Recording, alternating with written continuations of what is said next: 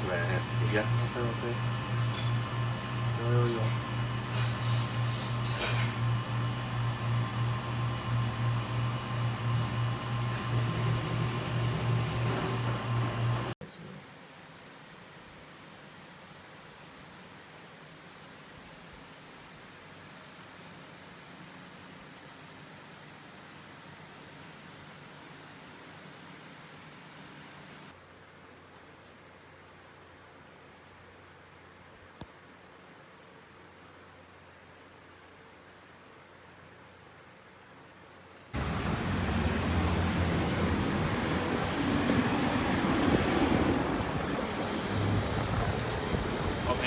，OK，有。警方接到报案，有一名歹徒，他头戴全罩式的安全帽，穿深色的外套、手套，那手持一把菜刀进入超商里面行抢，那喝令那个店员要交出所有的现金，那一共得手了12万多。得手后，这个歹徒就用徒步的方式逃离开现场。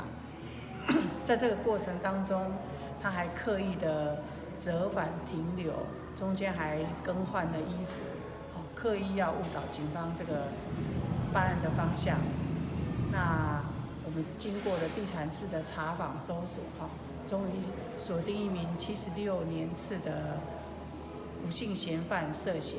那在昨天晚上，在永康区的一家超商内就把他逮捕到这名嫌犯到案。那他抢这些钱是要做什么用？他因为没有固定工作，那缺钱花用，所以就去行抢。那行抢的刀子是从哪里来？刀子是家里的菜刀。那我们最后有多少？那赃款呢？赃款最后多少？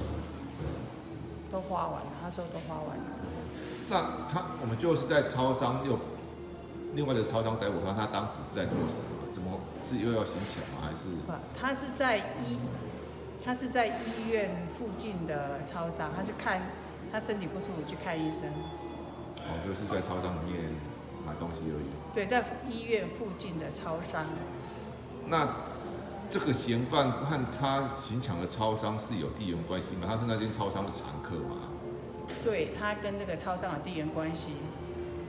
所以他是不是跳在那个交界班的时候去抢，还是他有事先预谋，还是？没有，他不清楚，他没有这么说。